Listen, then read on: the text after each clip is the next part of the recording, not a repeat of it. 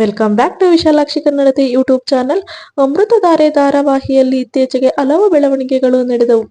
ಈ ಬೆಳವಣಿಗೆಗಳಲ್ಲಿ ಗೌತಮ್ ಹಾಗೂ ಭೂಮಿಕಾ ಬೇರೆ ಆಗಿದ್ದು ಕೂಡ ಒಂದು.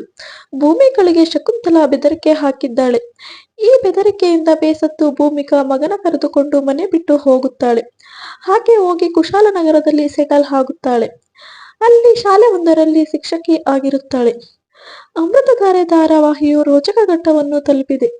ಈ ಧಾರಾವಾಹಿಯಲ್ಲಿ ಭೂಮಿಕಾ ಹಾಗೂ ಗೌತಮ್ ಬೇರೆ ಆಗಿರೋದು ಗೊತ್ತೇ ಇದೆ. ಈಗ ಇವರು ಒಂದಾಗುವ ಸಮಯ ಹತ್ತಿರವಾಗಿದೆ. ಭೂಮಿಗಳನ್ನು ಹುಡುಕಿಕೊಂಡು ನಾನಾ ಊರಿಗೆ ತೆರಳುತ್ತಿರುವ ಗೌತಮ್ಗೆ ಕೊನೆಗೂ ಆಕೆ ಸಿಕ್ಕಿದ್ದಾಳೆ. ಕುಶಾಲನಗರದಲ್ಲಿ ಈ ಭೇಟಿ ನಡೆದಿದೆ.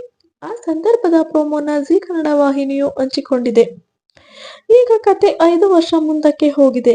ಭೂಮಿಕಾಳನ್ನು ಹುಡುಕುತ್ತಾ ಗೌತಮ್ ಇಷ್ಟು ವರ್ಷ ಕಳೆದಿರುತ್ತಾನೆ. ಈಗ ಆತ ಕ್ಯಾಬ್ ಡ್ರೈವರ್ ಅಂತ ಭೂಮಿಕಾಳನ್ನು ಹುಡುಕುತ್ತಾ ಕುಶಾಲನಗರ ತಲುಪುತ್ತಾನೆ. ಅಲ್ಲಿ ಭೂಮಿಕಾ ಸಿಗುತ್ತಾಳೆ. ಕಳೆದ ಕೆಲವು ದಿನಗಳಿಂದ ಭೂಮಿಕಾಳನ್ನು ಹುಡುಕಿರೋದು ಆಕೆ ಸಿಕ್ಕಿರೋದಿಲ್ಲ. ಕೊನೆಗೂ ಅವಳು ಕಾಣಿಸುತ್ತಾಳೆ. ಗೌತಮ್ ಭೂಮಿಕಾಗೆ ಗುಲಾಬಿ ಹೂವನ್ನು ಕಳಿಸುತ್ತಾನೆ. ಒಂದಾಗಿ ಜೀವನ ಮಾಡೋಕೆ 1000 ಕಾರಣಗಳು ಇದ್ದವಲ್ಲ ಎಂದು ಭೂಮಿಕಾಗೆ ಗೌತಮ್ ಹೇಳುತ್ತಾನೆ. ಇದಕ್ಕೆ ಭೂಮಿಕಾ ಯಾವ ರೀತಿಯಲ್ಲಿ ಪ್ರತಿಕ್ರಿಯಿಸುತ್ತಾಳೆ ಎಂಬುದನ್ನು ಕಾದು ನೋಡಬೇಕಿದೆ.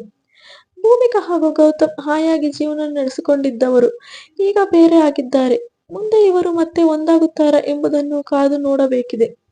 ಅತ್ತ ಜಯದೇವ್ ಕಂಪನಿಯಲ್ಲಿ 600 ಕೋಟಿ ರೂಪಾಯಿ ಸಾಲದ ವಿಚಾರ ಬೆಳಕಿಗೆ ಬಂದಿದೆ. ಈ ಹಣವನ್ನು ಜಯದೇವ್ ದುರ್ಬಳಕೆ ಮಾಡಿಕೊಂಡಿದ್ದಾನೆ ಎನ್ನಲಾಗಿದೆ. ಬ್ಯಾಂಕ್ನವರು ಹಣ ಹಿಂತಿರುಗಿಸುವಂತೆ ಕೋರಿದ್ದಾರೆ. ಇದಕ್ಕಾಗಿ ಜಯದೇವ್ ಸದ್ಯ ಗೌತಮ್ ಹುಡುಕಾಟದಲ್ಲಿ ಇದ್ದಾನೆ. ಈಗ ಆಸ್ತಿಯೆಲ್ಲ ಮರಳಿ ಸಿಗುತ್ತದೆಯೇ ಎನ್ನುವ ಕುತೂಹಲ ಮೂಡಿದೆ. ಸೊ ಈ ವಿಡಿಯೋ ಇಷ್ಟ ಆದರೆ ಲೈಕ್ ಮಾಡಿ, ಶೇರ್ ಮಾಡಿ ಮತ್ತು ನಿಮ್ಮ ಅನಿಸಿಕೆ ಅಭಿಪ್ರಾಯಗಳನ್ನ ಕಮೆಂಟ್ ಮೂಲಕ ತಿಳಿಸಿ. ಮತ್ತೆ ಇನ್ನು ಯಾರು ವಿಶಾಲಾಕ್ಷಿ ಕನ್ನಡ ಯೂಟ್ಯೂಬ್ ಚಾನಲ್ನ ಸಬ್ಸ್ಕ್ರೈಬ್ ಮಾಡ್ಕೊಂಡಿಲ್ಲ, ದಯವಿಟ್ಟು ಚಾನಲ್ನ ಸಬ್ಸ್ಕ್ರೈಬ್ ಮಾಡ್ಕೊಳ್ಳಿ. Thank you.